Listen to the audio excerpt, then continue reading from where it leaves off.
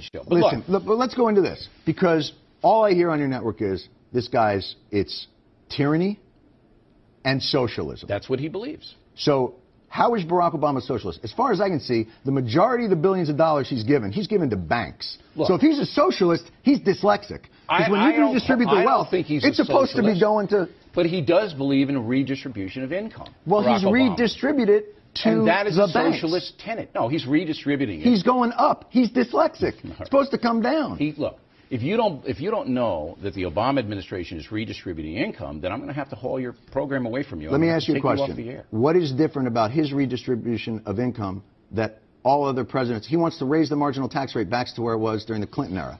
Was Clinton a socialist? A variety of programs, okay? That we already have. We already have Medicare, right? We have Medicaid. We have Social Security. Are we a socialist country? Do you want to get rid of those three? No. But I want to moderate them so we don't go bankrupt. Okay, but that's different. Now you're talking about fiscal responsibility. Different. In a socialist country, the government pays for all of these entitlements. The Obama administration is Who pays for Medicare? The government pays. Who pays for Medicaid? The government pays. Who pays for Social Security? But now we're on Medicare socialists. And Medicaid with steroids. Once again, with the new health care bill. This is like the old joke. Steroids. Once again, this is like the old joke. Would you sleep with me for $10? No. Would you sleep with me for $1 million? Okay. So now we know what you are. We're just negotiating price. For you guys to stand up. That's the degree of anybody when you describe socialism. There are little socialistic programs and giant socialist programs, okay? And some people believe that Obama is on the huge government creation, the government dominance, and you yourself said it. You yourself said it. He wants more regulation. He wants to create things. But he's given back so much executive power. Given back what? Executive power. He hasn't given back in anything. He just hasn't handled the Congress. He doesn't know how to handle them yet. That's inexperience. Now, so he's not a tyrant, because if he's a tyrant, then he's pretty lame for a tyrant. I don't object. How many tyrants do you know that really suffer because they can't get cloture? Very All few. of them at NBC. All right. Right. Here's the brilliance of report fairly. Here's the brilliance of Fox News. What you have been able to do, you and Dr. Ailes, have been able to mainstream conservative talk radio. And the way that you did it, you can't shoot conservative talk radio directly into the veins of the American people. Their heads would blow up. You can only have that in taxis and, various places in people's houses. So what you've done is you've taken a cyclonic, narrative-driven news organization, a media arm of a political party, of a political wing, and you've sprinkled it. You've cut it. With a little bit of object, a little bit of Chris Wallace asking a tough question. A little bit. From 9 to 4, when Cavuto comes on, not even close. That's 7 hours. Not even close. Because they're also part of the journey. They're part of the journey. Who's part of the journey? The journey begins in the morning. It begins with the Fox and Friends. With the wide-eyed innocence of Fox and Friends. Obama has czars. I Googled czar. Did you know that's a Russian word for a Russian leader? Or they'll go through, these children in second grade are singing the praises of Obama. Did you know they sing the praises of their leader in North Korea? And then when the hard news comes on, they go, some people are concerned that they're indoctrinating children. So you think that the Fox News Channel is set up solely to provide aid and comfort to the Republican Party and the conservative movement? That's right. Nothing else. And to make some money. Then why wouldn't John McCain come on his program during the last campaign? Why did he dodge us and not come on? If your thesis is that we're in business to help the GOP, he wouldn't come in. But you're not in business to help John McCain. He is not GOP enough for you. You're in business to help Sarah Palin. You have become in some ways the voice of sanity here, which, as I said, is like being the thinnest kid. Cavuto sane? Which is like being the thinnest kid at fat camp. So let's just get that straight. Cavuto sane? You're a saint. No, Cavuto is not sane. Cavuto is insane? Neil Cavuto? He goes through, what's great about Cavuto is we did a piece on this, the Cavuto mark. His thing is all about questions. Are Democrats tanking the stock market? Question mark. It's all done with this kind of very subtle propaganda. It's all done in questions. I'm not saying Obama's a Stalinist. I'm just putting up Stalin's picture behind me and saying all of his programs. Listen, I grew up in Jersey. I know what this is. Lays out the conservatives, too. Please. I know what this is. This is, I come from Jersey. It's the same thing. I'm not saying your mother's a whore. I'm just saying she has sex for money with people.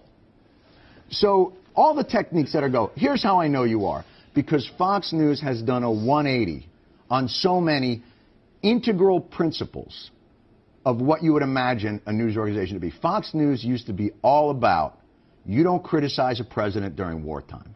It's unacceptable. It's treasonous. It aid and comfort to the enemy.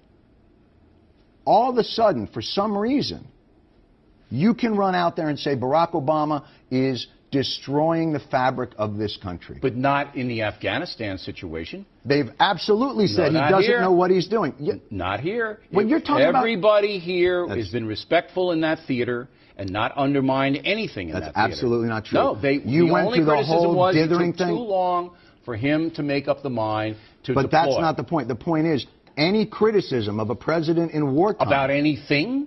That's what the network was about. I criticize Bush all day long. Please. All day long. Here's what Fox has done. Through their cyclonic, perpetual... We're back to the cyclonic. Their cyclonic perpetual emotion machine. That is a 24-hour-a-day, 7-day-a-week.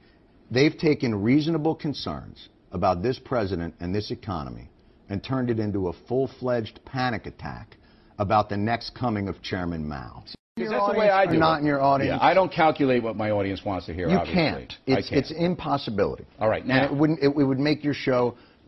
Final question about you and your show, and then we'll get on to Fox News. All right. Okay? Yes. Do you feel badly when you and your pinhead writers take things out of context? You know, cut First clips of all, up. Do you think that? Can I get some credit for hiring pinheads? So few companies these days will go out and hire the pinheads. So you are helping the economy by doing that. Not only helping the economy, helping a sector of our population that so rarely work productively in society, which are pinheads. By bringing together this enormous group of pinheads, I am, in many respects, finding an engine of the economy that has been absolutely untapped, a vein of energy.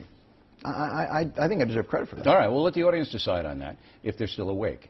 Do you feel badly when you take a clip, cut it up, to make somebody look like an idiot? Not if we think they're an idiot. Okay, so if you, Jon Stewart, think they're an idiot, then you'll do anything, however dishonest, to prove that point.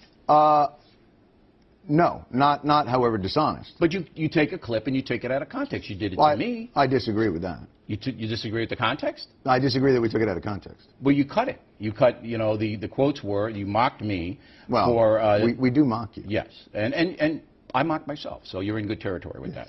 You showed a clip of me criticizing anti-Bush protesters. That's right. But you didn't use the whole clip. Well, your problem was, if I recall correctly, and let me see if I get this correctly. The idea was that Fox has become a liberal network, that you love protests against government. And we showed how, during the Bush administration, you said thousands of protesters have been arrested, and surveys show most protesters are loons. Is that right? Right. Okay. Here's what I said. There are anti-Bush protesters here in New York. While most of these people have been peaceful, more than 1,000 have been arrested. That's right. Okay, but you cut out while most of these people are peaceful. You picked it up after. But that's okay. But no. The point was, let me tell you what the point was, just so I can explain, because I don't want to take things out of context. You don't. And we work very hard not to. So here was the context, and I don't believe we did take it out of context. What you said about the protesters in the Tea Party movement was, it was about the mainstream media, that they were treating the Tea Party protesters unfairly. Right. And you said, we here at the Factor, what do you call it? We here at the you refer to it like it's the Borg, you see, some it's sort the of weird factor. I just third the person. O'Reilly. Right, that's right. So we here at the Factor, we treat protesters with respect, and we don't refer to them as loons. Unless they're arrested and hurt people. Well, see, that you didn't say. Now, you may say that's the implication. I did say that. I said more than 1,000 have been arrested.